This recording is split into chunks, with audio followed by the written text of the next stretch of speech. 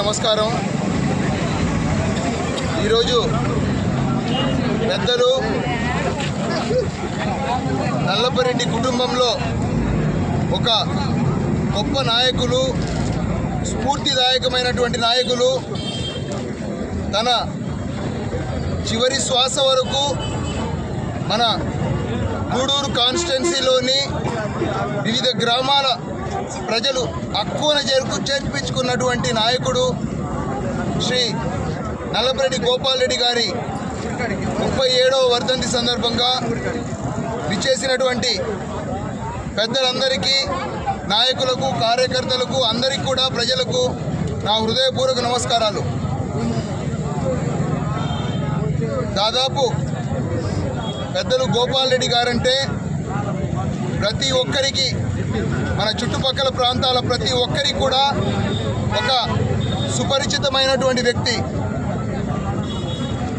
తన సోదరులు నల్లపరెడ్డి చంద్రశేఖర్ రెడ్డి కానివ్వండి, నల్లపరెడ్డి శ్రీనివాసులు రెడ్డి గారు కానివ్వండి, ఇక్కడ ఎవరికి అందుబాటులో లేని సమయంలో కూడా నేనున్నాను అంటూ ధైర్యం ఇచ్చి మన చుట్టుపక్కల ప్రాంతాల ప్రజలకి భార్యాభర్తల తగు అయినా, ఆస్తి తగువులైనా, ఎటువంటి పంచాయతీలైనా ఒక రచ్చబండ లాంటి ఒక ఇల్లు స్వర్గీయ గోపాల్ రెడ్డి గారి ఇల్లు.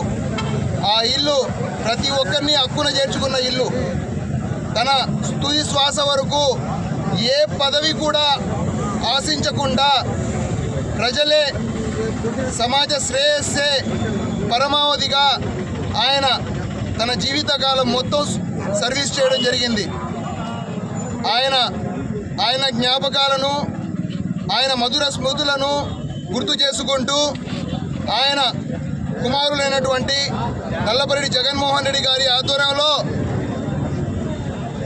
ప్రతి ఏటా కూడా పలు రకాల సేవా కార్యక్రమాలు జరుపుతూనే ఉన్నారు.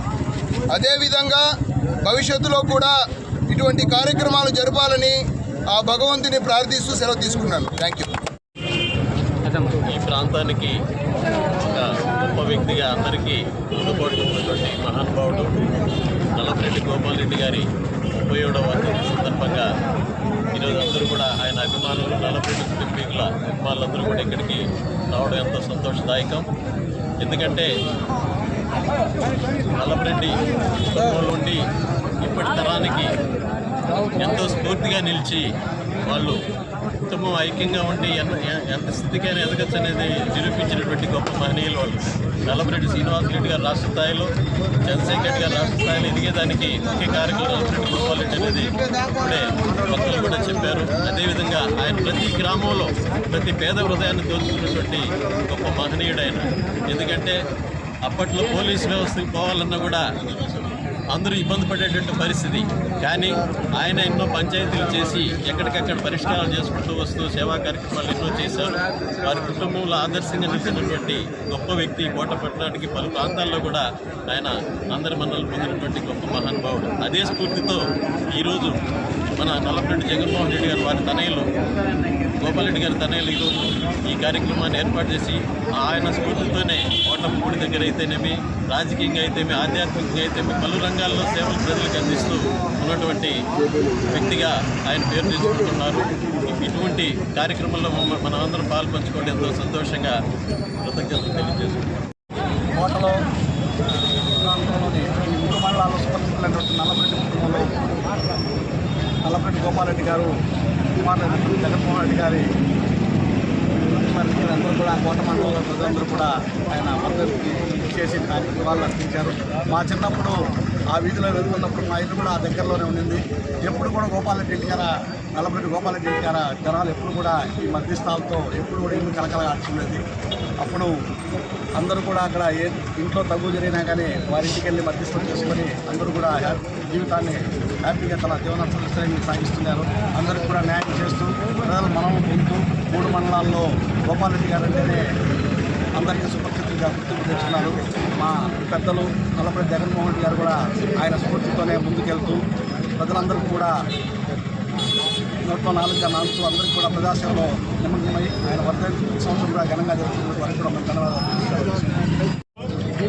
మహనీయులు స్వర్గీయ నల్లపరెడ్డి గోపాల్ రెడ్డి గారి 37వ వర్ధంతి పురస్కరించుకొని ఈరోజు ఉమ్మడి నెల్లూరు జిల్లా వ్యాప్తంగా నల్లపరెడ్డి అభిమానులు, పార్టీలకు అతీతంగా ఎంతోమంది నాయకులు, కార్యకర్తలు విచ్చేశారు.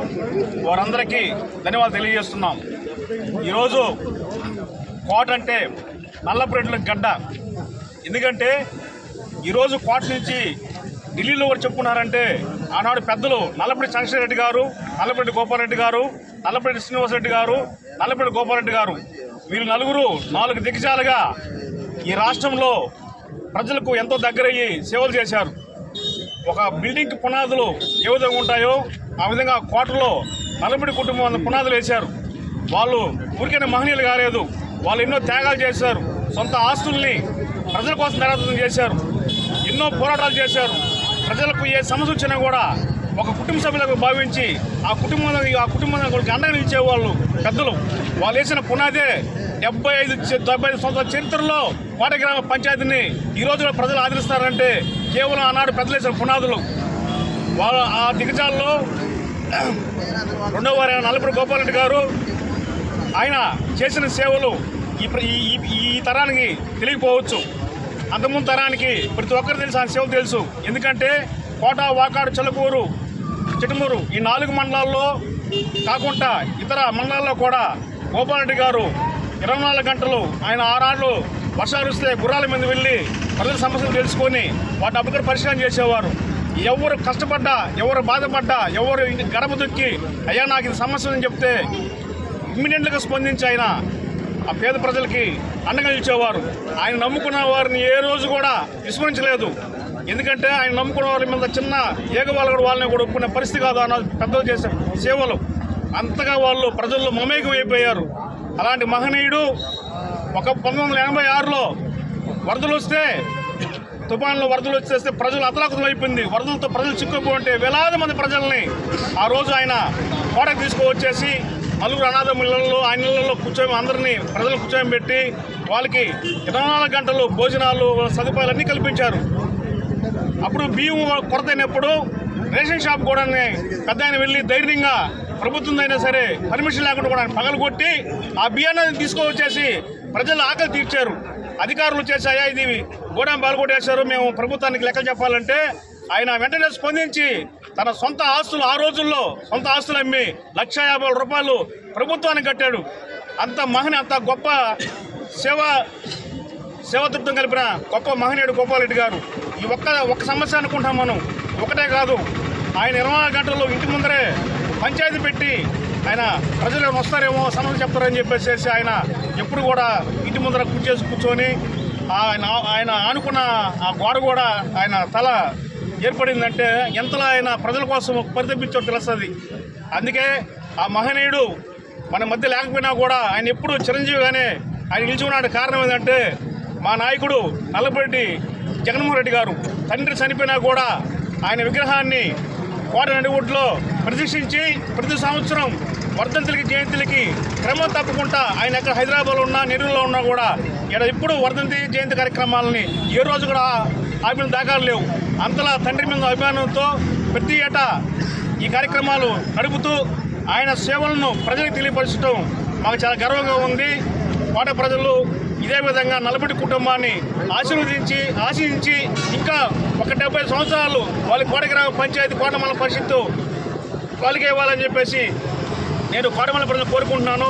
ఇదే విధంగా ఆనాడు గల్లీ నుంచి ఢిల్లీ దాకా రాజకీయాలు చేసిన ఆ కుటుంబం ఈరోజు కూడా పెద్దలను స్ఫూర్తి తీసుకొని అదే స్థాయిలో వాళ్ళు రాజకీయాలు చేయాలని చెప్పేసి మనస్ఫూర్తి కోరుకుంటూ సెలవు తీసుకుంటున్నాను. మా చిన్నతాత నల్లపరెడ్డి గోపాలరెడ్డి గారి 36వ వర్ధంతి సందర్భంగా అన్ని మండలాల నుంచి నల్లపరెడ్డి అభిమానులు, తెలుగుదేశం పార్టీ నాయకులు, కార్యకర్తలు ఈ కార్యక్రమంలో పాల్గొని ఆయనకి నివాళులర్పించడం జరిగింది. మా గోపాల్ తాత ఏ రోజు కూడా పదవుల కోసం ఆయన ప్రాకులాడలేదు. ప్రాకులాడు కన్నా ప్రజాసేవ మిన్న అనే ఉద్దేశంతో, నినాదంతో ఆయన ఎప్పుడు ముందుకు వెళ్ళారు. వాళ్ళ అన్నదమ్ముళ్ళు బాగుండాలా, చుట్టుపక్కల గ్రామాలు బాగుండాలా, ప్రజలు బాగుండాలని ఆలోచించాడు. కానీ ఏ రోజు తన రాజకీయం ఎదగాలని కానీ పదవులు ఆశించి కానీ ఏ రోజు ఆయన దానికోసం పాకులాడలేదు. 24 గంటలు నా ప్రాంతం ప్రజలు బాగుండాలి, ఏ సమస్య వచ్చినా. ఎందుకంటే తాత చంద్రశేఖర్ రెడ్డి గారు చైర్మన్గా నెల్లూరులో ఉండేవాడు, సీఎం తాత ఎమ్మెల్యేగా హైదరాబాద్లో ఉండేవాడు. స్థానికంగా అందుబాటులో ఉంటుంది గోపాల్ తాత, సుబ్బతాత. ఇక్కడ ఏ సమస్య వచ్చినా స్థానికంగా వాళ్ళే ఉండేవారు. ఈరోజు వాళ్ళ చూడని బాటలో ఇప్పుడు ఇక్కడ జగన్మోహన్ రెడ్డి గారు మా చిన్నాయన కూడా ఇక్కడ మనందరూ కూడా అండగా ఉన్నారు, పెద్ద దిక్కుగా. ఆయనతో అందరూ కలిసి సమిష్టిగా పయనించడానికి సిద్ధంగా ఉన్నాం. నలుగురు అన్నదమ్ములు రాజకీయంగా కానీ మంచితనంలో చూపించిన బాటలో మేము అందరం నడవడానికి సిద్ధంగా